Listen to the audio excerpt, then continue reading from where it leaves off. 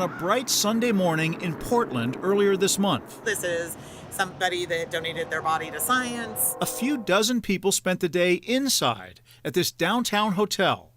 They paid up to $500 a seat in the ballroom to sit up close to the mysterious figure draped in a white sheet. Heard about it through a friend, decided to broaden my experiences. The sheet comes off, exposing the corpse of an 86-year-old man.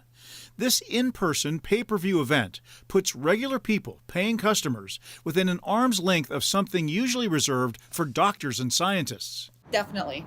Yeah. Yep, once-in-a-lifetime experience. So, Colin Henderson, a retired anatomy professor from Montana, draws a knife, and class is in session. Over the next 3 hours, our hidden camera records the dissection and removal of various body parts, all much too graphic for TV. it's a totally different experience to see the human body in person like that. At times, the professor encourages attendees to don rubber gloves and file by to poke and prod the body. It's very educational. He was very respectful to, the person that donated their body. They're not, doing anything that I would, if it was my own family member, that I would be upset about. So I think it's very well done. This autopsy was part of the Oddities and Curiosities Expo weekend in Portland, and not everyone is a fan. I was appalled, worried, and very concerned. Kimberly DeLeo, Multnomah County's chief medical death investigator, got a tip about the cadaver lab just like we did from a viewer. She got the event canceled with a call to one hotel. They were initially told that the event was for medical equipment training, and once they found out and discovered the website, she immediately canceled the event. But it moved to the Waterfront Marriott, which refused to cancel, according to DeLeo. Hosting an event in a pay-per-view manner for a body donor who likely didn't consent to this is completely immoral and unethical. In a statement, the general manager for the Portland Waterfront Marriott said, "We follow detailed protocols to protect safety and comply with applicable laws." He said the company is looking into the matter, but we do not discuss details of guests or groups. Professor Henderson referred our questions to the show's organizer, this man. He's the brains behind the body show, Jeremy Siliberto of Pennsylvania. Some people would say that's gruesome. Why are you doing it? Death as a topic across America has been such tremendously stigmatized. We have our professional staff guiding the students through whether it's the musculature on the arms, whether it's the internal organs, whether it's the brain, whether it's the limbs. We just explore the body, and it gives a completely brand new perspective. Imagine learning from a real human cadaver. Siliberto is a TikTok host with 1 million followers, an amateur filmmaker and artist whose works are crafted with replica human bones. From big catacomb walls to simply a single skull wall mount. Just ballpark for me what you pay for a human cadaver for this kind of class. Yeah, we pay. This is not a profitable event by any means. Yeah, I mean, but just generally, how much does that cadaver cost you for an event like that? That's something in the invoices with the cadaver lab. That's something. Is it north or south of $10,000? North. It's yeah.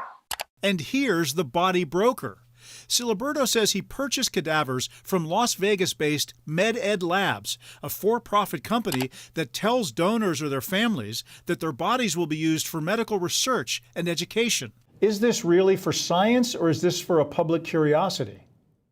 No, this was for science, like I mentioned. Jeremy, I want to be crystal clear about this point. Did that man or his family know that he would be part of an event where tickets were sold to the public and he would be on public view? Did he know that? Yes, that was in the contract. Can you guarantee they had knowledge that he knew that his body would be used in this way? I can guarantee that he knew his body would be used for medical education. In later emails, Siliberto said it was up to the lab to obtain that consent. MedEd Labs has not returned our calls, but told the medical examiner this. Their supervisor was unaware of the deceased being used for this event. That would mean that the man on the autopsy table or his family didn't know he would end up here. Our photojournalist noticed a medical-type bracelet on the man's wrist with the name David Saunders. We searched this national database of death records and online obituaries, but couldn't find an 86-year-old David Saunders who died recently. We've also been unable to confirm that the information on that medical bracelet is in fact the man's name. The medical examiner is also trying to confirm the man's identity and speak to his next of kin.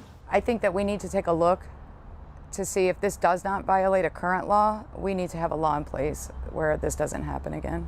But when we interviewed Siliberto, he planned to bring live autopsies to more paying customers. We're looking at more locations across the United States in 2022 because it allows the students to explore the body in a much more intimate way.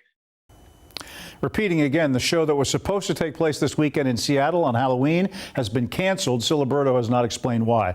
I want to make a very important point here. This involves a for-profit corporation that's supplying the bodies. That's different from the nonprofits like a university that accepts a body donation so medical students can learn.